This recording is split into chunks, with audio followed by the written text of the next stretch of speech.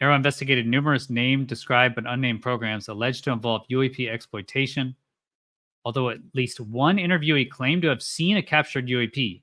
Okay, so one said that's firsthand account to me, right? None of the interviewees had direct access to or firsthand knowledge of the programs alleged to be UAP related. Okay, but at least, so they say at least one interviewee claimed to have seen a captured UAP. Okay. I mean, that's pretty amazing. Welcome to LehtoFiles. If you've seen a lot of the news headlines lately, the AARO report has come out and it said they found no empirical evidence of any extraterrestrial off-world craft or beings. But today we'll actually go through key parts of the actual report and show that they do say a lot of conflicting claims, such as at least one. What does that mean? Many members have seen actual captured UAP. We'll also go through a recent article in Salon that shows how bad this report is. Chris Lehto, welcome to LehtoFiles.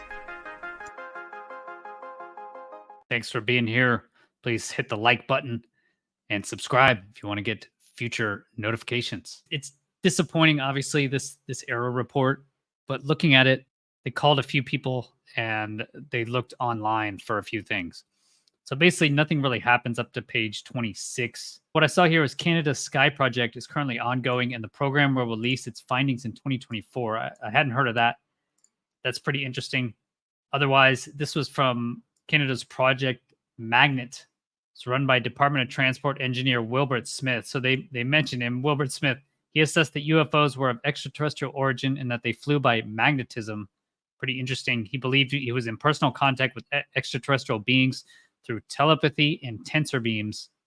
So they name him here. In an interview as early as 61, claimed in 1952, the USAF lent him a piece of a UFO to study. And then Smith admits his beliefs concerning UFOs are his alone, not the government's official position. Reading this, it really feels like Blue Book 2. And they say throughout the whole thing is lack of actionable, researchable data. So the whole thing is they looked really hard and they just couldn't find anything.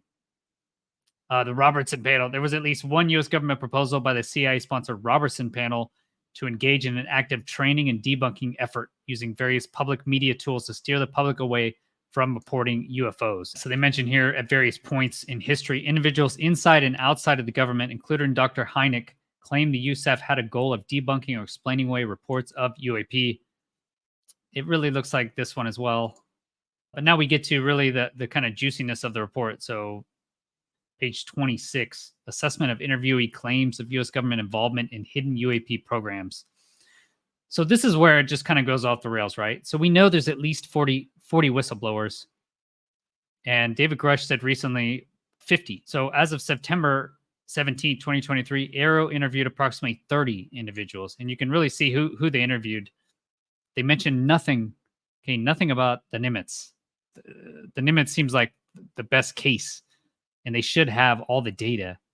The fact that they don't even mention the Nimitz is amazing to me. I guess they're telling us that it is a U.S. program, which just seems amazing to me.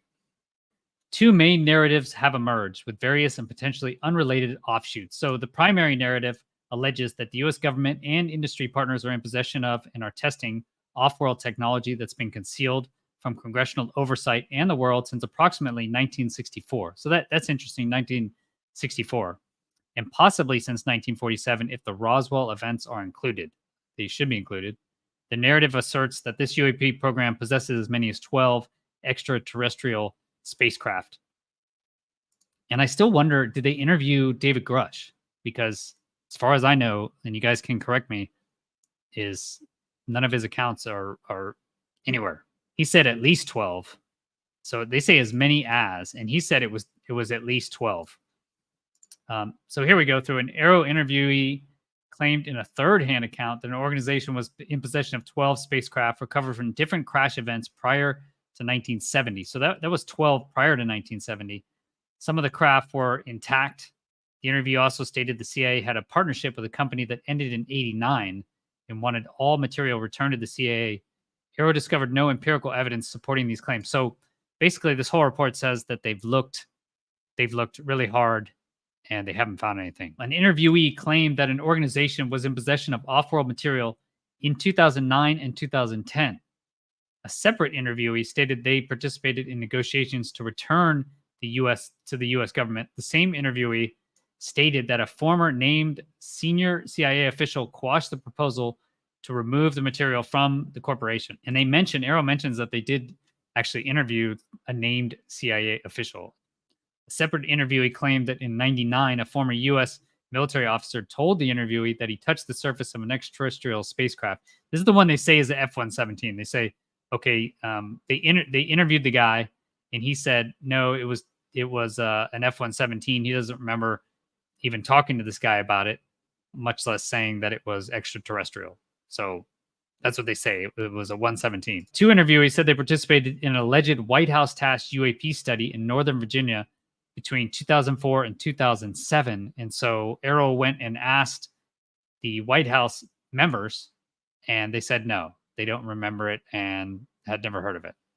So again, they looked and they couldn't find anything. That's kind of the whole report. Another interviewee claimed 1990s he overheard electronic communication of a conversation between two military bases where scientists claimed aliens were present during specialized material testing. And they say, okay, he must have just misunderstood. He misunderstood the word aliens. They named the project Aliens. That's what they came up with. An interviewee who is a former U.S. service member said in '09, while participating in a humanitarian and security mission in a foreign country, he encountered U.S. Special Forces loading containers onto a large extraterrestrial spacecraft. So this must be Michael Herrera. So at least they have Michael Herrera in there, and they don't say anything about this. That's it. A separate interviewee said that a family member was part of an effort to reverse engineer an object assumed to be off-world technology in the 80s. The engineers failed to reverse engineer the object and it was sent to a different facility for further evaluations. Again, they mentioned nothing about this. An interviewee pointed out to AARO the existence of an alleged leaked special national intelligence estimate from 1961 as proof of the existence of UAP crashes. So AARO says they looked into this and they found it inauthentic. It was not authentic. Some interviewees and public accounts underpin the storyline by claiming through second and third-hand accounts that some NDAs have been used to protect a reverse engineering program of off-world technology. Pretty interesting. They mentioned these accounts describe the NDAs as including punishment by death provisions should the signatory disclose information about the program. Some interviewees claimed verbal and written NDAs were administered in several instances. They say later that this is normal, that punishment by death is in all of our NDAs, which just seems crazy to me. The secondary narrative, the other narrative, is that a cluster of UAP sightings that occurred in close proximity to U.S. nuclear facilities have resulted in the malfunction and destruction of nuclear missiles and a test reentry vehicle. So this is related to Jacobs. So Robert Jacobs and Salas. So AARO interviewed 5 former USAF members who served in and around 15 or U.S. intercontinental ballistic missile silos at Maelstrom, Ellsworth, Vandenberg, and Minot USAF bases between 66 and 77. So they finally actually interviewed these guys. Some of these individuals claim UAP sightings near the silos, while others claim UAP disruptions to ICBM operations.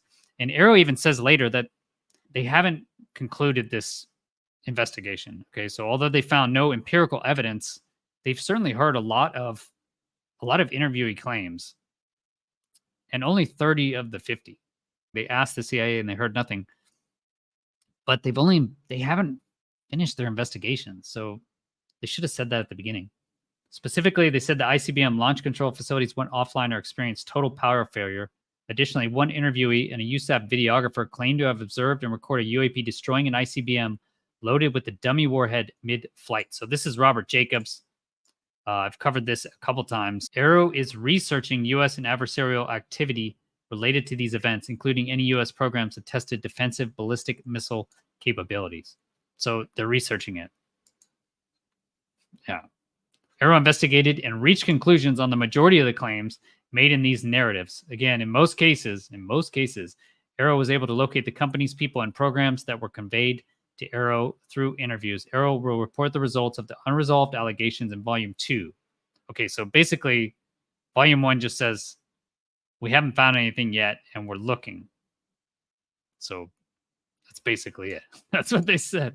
No official UAP non-disclosure agreements discovered. This is funny too. They're like, in the conduct of this review and to meet the direction, AARO sent guidance and requests to DoD, IC Elements, DOE, and DHS to review and provide NDAs pertaining to UAP or its previous names. And to date, they just haven't heard anything back. To date, AARO personnel have not discovered or been notified of any NDAs that contain information apart from the standard NDA language contained in Title 18, Section 7094, describing the death penalty or jail time for illegally disclosing information relating to the national defense. AARO has not discovered NDAs containing threats to interviewees for disclosing UAP-specific information. So apart from penalty of death, they haven't discovered any threats to interviewees apart from penalty of death. And then they put it here. Historically, most, if not all NDAs contain standard language stating that the death penalty can be applied for the crime of disclosing classified information. I don't remember shall be punished by death in anything I signed. This is funny too, right? So AARO met with high-ranking officials, including executives and chief technology officers of the named companies, all denied the existence of these programs and attested to the truthfulness of their statements on the record. I mean, who are they asking? High-ranking officials, including executives and chief technology officers. So you just have to send the guys that don't know. Now they say, this is from To the Stars Academy, that the sample of alleged alien spacecraft's an ordinary terrestrial metal alloy. This got to be from To the Stars Academy. So the organization that owned the material negotiated an agreement in 2019 with the U.S. Army to analyze the samples. With permission from the stakeholders, AARO acquired this sample to conduct more in-depth analysis. AARO and a leading science laboratory, at least they got someone else to look at it, concluded that the material is a metallic alloy, terrestrial in nature, and possibly of USAF origin based on its materials characterization. It was also assessed the materials mostly composed of magnesium, and the bismuth present was not a pure layer per initial claims. So it sounds like the claims that it was somehow a pure layer of bismuth. AARO found that the structure was not purely layered magnesium alloy and bismuth. And this is interesting here, okay? So AARO investigated unresolved historical nuclear-related UAP cases, but hasn't said anything. Like all historical UAP cases, very little actionable data exists beyond limited first-hand narrative accounts. Nevertheless, AARO continues to investigate these cases due to the sensitive nature. Although AARO has not been able to recover the alleged film of the ballistic missile reentry vehicle being shot down by UAP in 1964, AARO was able to correlate the general time and location with an anti-ballistic missile test, which could have been the genesis for this observation. So basically, they asked some people, and they haven't found the answers. That's what this report says. Nothing about Nimitz, which is amazing to me. So the summary, right? AARO investigated numerous named, described, but unnamed programs alleged to involve UAP exploitation, although at least one interviewee claimed to have seen a captured UAP. Okay, so one said, that's firsthand account to me, right? None of the interviewees had direct access to or firsthand knowledge of the programs alleged to be UAP related. At least one interviewee claimed to have seen a captured UAP. Okay. I mean, that's pretty amazing. One interviewee had access into one authentic program, but his position was such that he had only limited access to its complete details. So what does that mean, into one authentic program? Because they say here, none of the interviewees had direct access to or firsthand knowledge of the programs alleged to be UAP related. And then the next sentence, they say, one interviewee had access to one authentic program, but his position was such that he only had limited access to its complete details. I mean, did they talk to Bob Lazar? Or interviewees' indirect and incomplete knowledge of authentic efforts most likely contributed to their misinterpretation of what they heard or saw. So now they're saying empirical evidence. So they say that's what they're using, empirical evidence. So AARO concludes many of these programs represent authentic, current, and former sensitive national security programs, but none of these programs have been involved with capturing, recovering, or reverse engineering off-world technology or material. Okay, but although at least one interviewee claimed to have seen a captured UAP, what does that mean? Is that two? How many of them claimed it? So you notice they didn't put any numbers in here. They just leave it. They're like, leave out the numbers. Okay, all programs assessed to be authentic were, if still active, appropriately reported to either both the Congressional Defense and Intelligence Committee. So they say that they were reported to be authentic. What does that mean, authentic? Are they authentically looking after UAPs?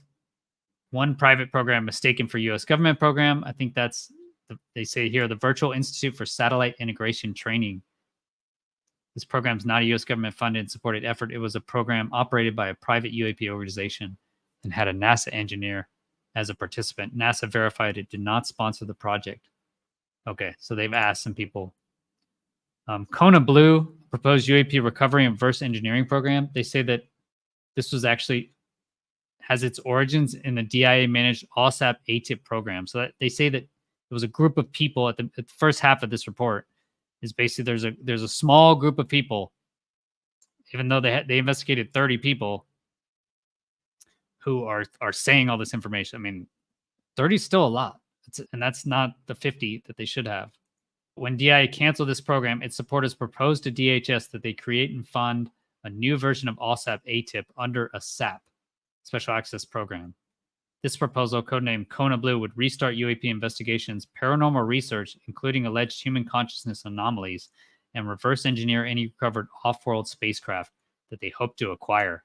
This proposal gained some initial traction at DHS to a point where prospective Special Access Program was officially requested to stand up this program, but it was eventually rejected by DHS leadership for lacking merit.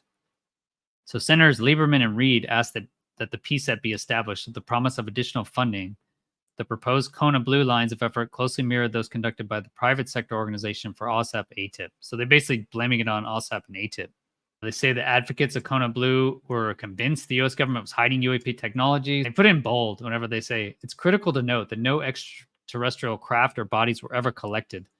This material was only assumed to exist by Kona Blue advocates and its anticipated contract performers.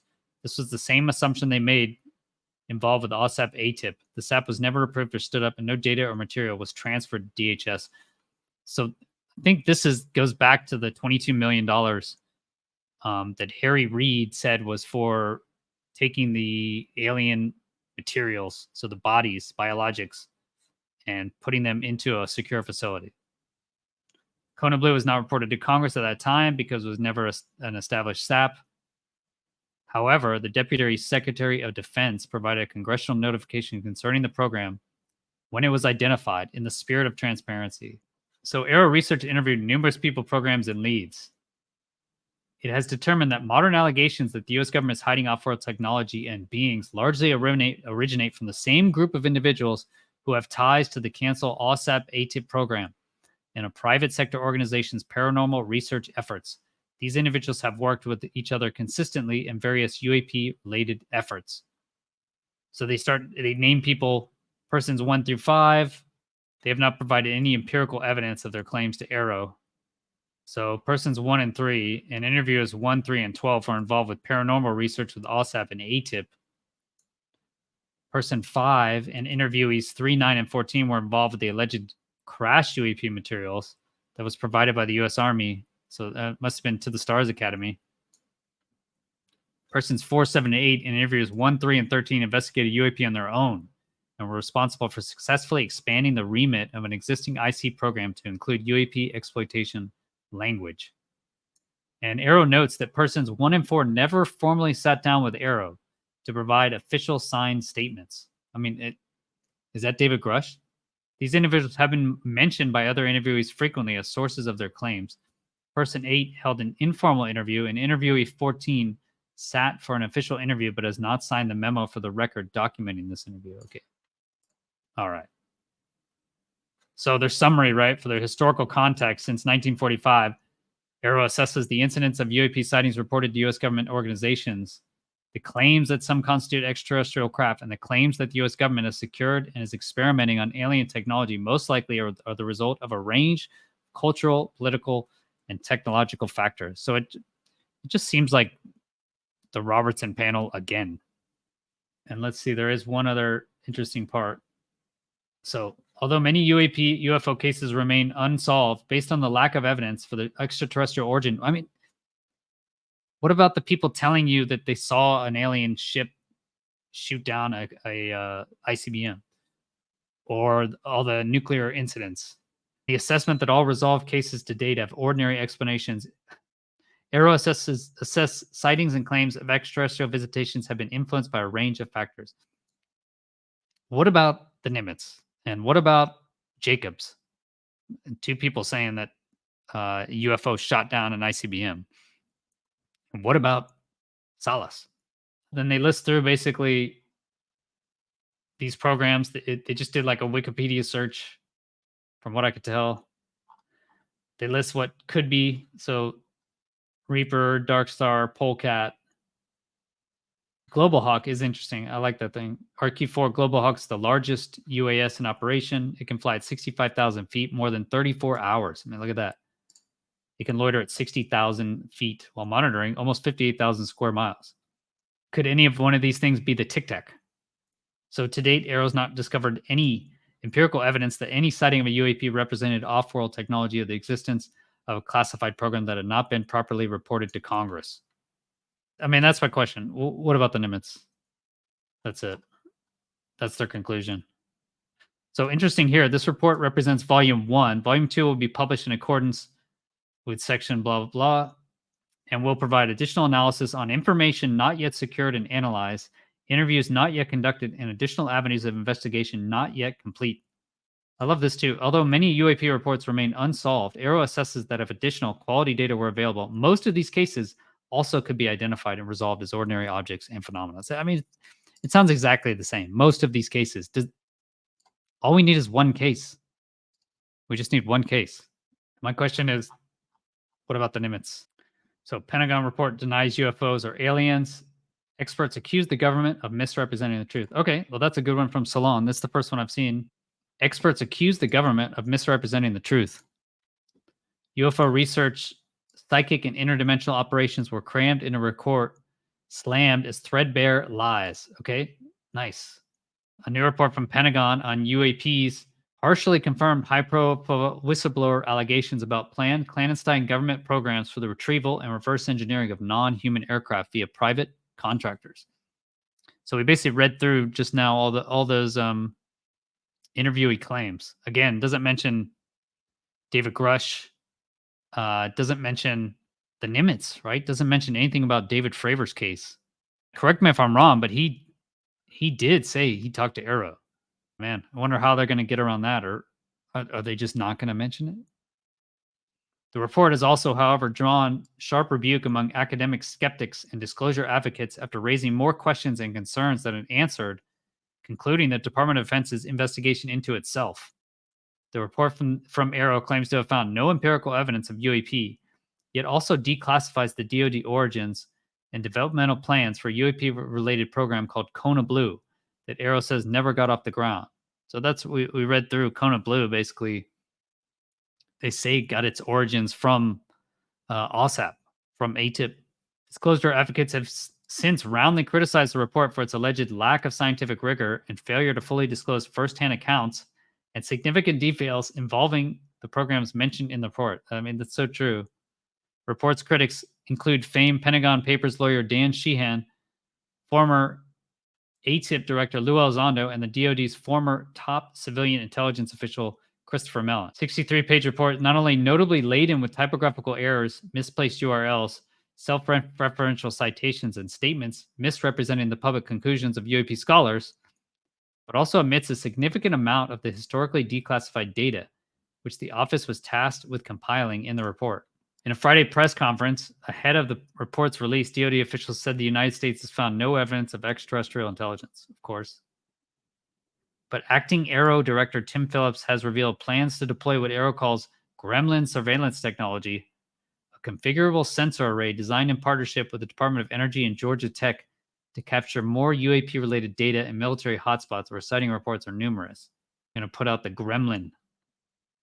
AARO is testing the gremlin system at a large range in Texas with hopes that it can be used in the event of any UAP-related problem with critical infrastructure or national security, echoing concerns from witnesses who have attested to heightened UAP activity near facilities with nuclear capabilities.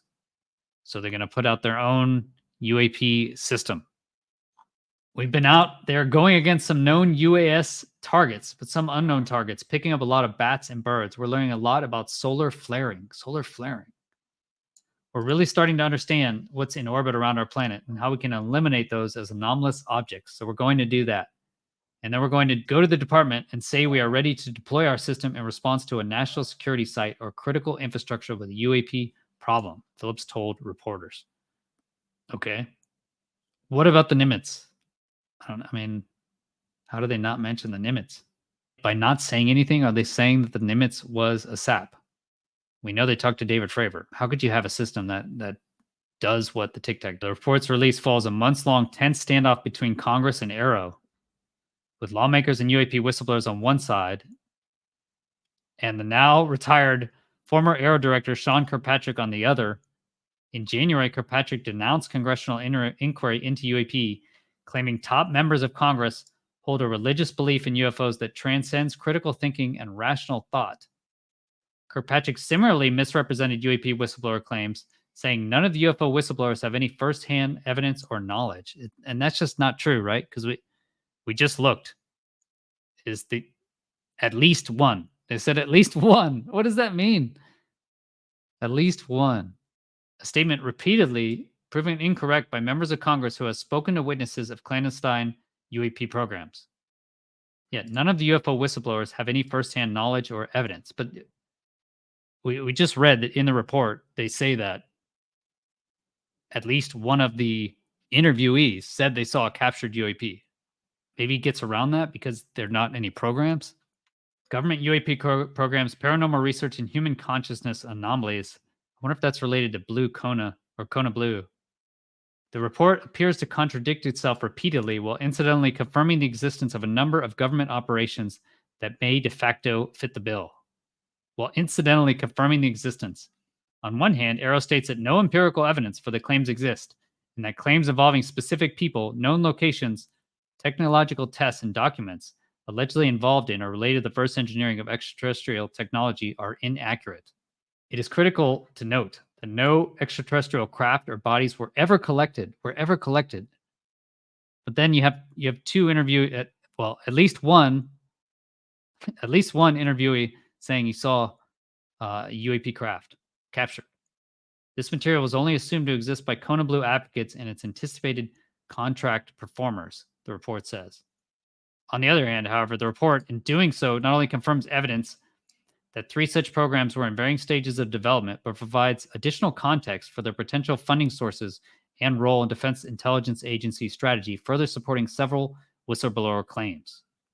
So here we go. Yeah. AARO confirmed the existence of one intelligence community controlled access program that was unnecessarily expanded in 2021 to include a UAP reverse engineering mission.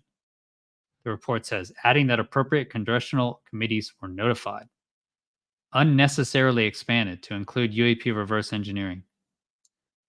Yet the report claims this program was expanded despite the lack of any evidence or mission need to justify the expansion, and that it never recovered or reverse engineered any technology, let alone off-world spacecraft. This controlled access program was disestablished due to its inactivity, absence of mission need, and lack of merit. The report's lack of clarity is compounded when the AARO authors then seem to play a shell game, both admitting and denying the existence of 2 other such programs related to whistleblower claims.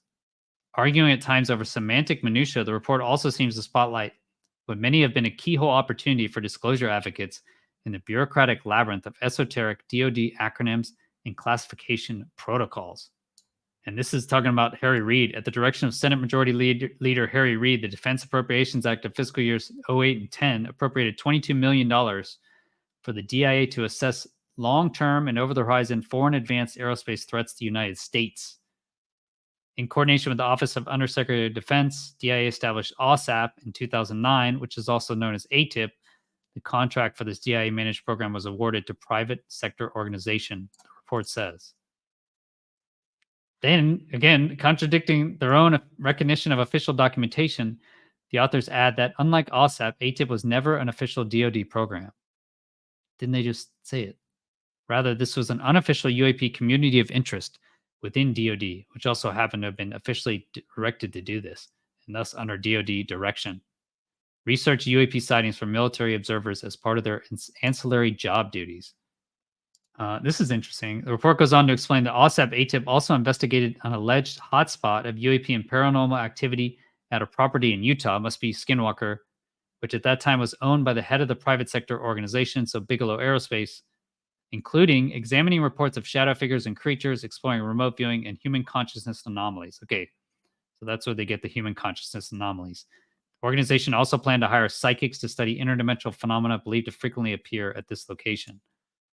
All right, Phillips. So our new Dr. K told reporters Friday that the Kona Blue program was declassified for the report's release, which details the program's origin as an effort to reestablish the UAP program under Department of Homeland Security. The report claims that Kona Blue was supported by individuals who believed the U.S. government was hiding off-world technology and was actively readied for formal authorizations, to the extent that Kathleen Hicks, Deputy Defense Secretary, notified Congress in the spirit of transparency. In the spirit of transparency. That doesn't seem to ever happen with this stuff.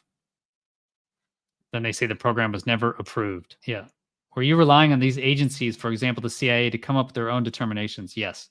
So basically, they just wrote letters and said, do you guys have any NDAs? Do you have any UAPs that you haven't told anyone about? We've received one report in the maritime domain, says Phillips, and we've received no reports in space. No reports in space, but that's not true, because they listed Jacobs shooting down an ICBM in space. However, we do have working groups in space and in maritime. What we're trying to do is define what what is a UAP incident and how that would be reported. Public outcry around the report likens Pentagon self-investigation to charging the fox to guard the hen house. Asked by reporters why Americans should accept the Pentagon's non-independent and unverifiable inquiry into itself, DoD Press Secretary Major General Patrick Ryder did not address the inherent conflict of interest in the investigation. I mean, that is a great question. The AARO office used a very rigorous analytical scientific approach to investigate all past government efforts, all claims by interviewees. None of the agencies that they spoke with prevented them from getting any of the information they needed to. So they sent letters and they asked, do you have any UAPs? And they said no. Interesting here. We've had about 1,200 cases that we've looked at. We receive approximately between 90 and 100 to 110 a month from the operating forces. I would say that we probably on average around 100 cases a month we are clearing. Have you covered the Nimitz? I mean, one question I'd like. What about the Nimitz? What about the nuclear incidents? Action by Congress are bolstered by a January investigation from the DoD Inspector General. He's finally involved, which found the Pentagon's work on UAP and investigation and reporting so uncoordinated that it could have overlooked national security threats. Certainly true. The DoD has no overarching UAP policy. Yep. It lacks assurance.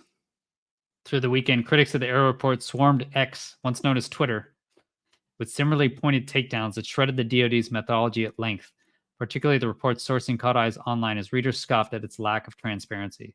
If I submitted a summary judgment brief to a court, source like the AARO report, my case would be immediately dismissed. No court would accept references to my case files as if that was evidence, said one reader, an attorney from South Carolina. Where's AARO's cited evidence? MIA. Yeah, they really had no numbers in there except for persons. Yeah, here's one. AARO is blatantly lying. In the early 50s, the Air Force contracted Patel scientists to review all UAP reports. AARO says that all cases that had enough data were resolved and explainable. That's definitely not true. They do say that at the beginning. I mean, Blue Book found, yeah, I've shared this before. I mean, this is from Blue Book. It says here, yeah, 1/3. So 1/3 are unknown. This is interesting. Ross Coulthart, who last year broke the story of UAP whistleblower David Grush, pointed out that Representative Matt Gaetz was among a number of lawmakers who attested to seeing firsthand evidence of UAP encounters and programs. Firsthand evidence. There is video, for fuck's sake. There is video of this object, this craft hovering, taken by an American Air Force pilot, Coulthart said in a weekend interview. So Daniel Sheehan, defense attorney, sharply criticized AARO's report in an open letter on March 8th. Sheehan called the report a cheap retread of the now utterly threadbare lies. Yeah, it really is. I mean, reading through it.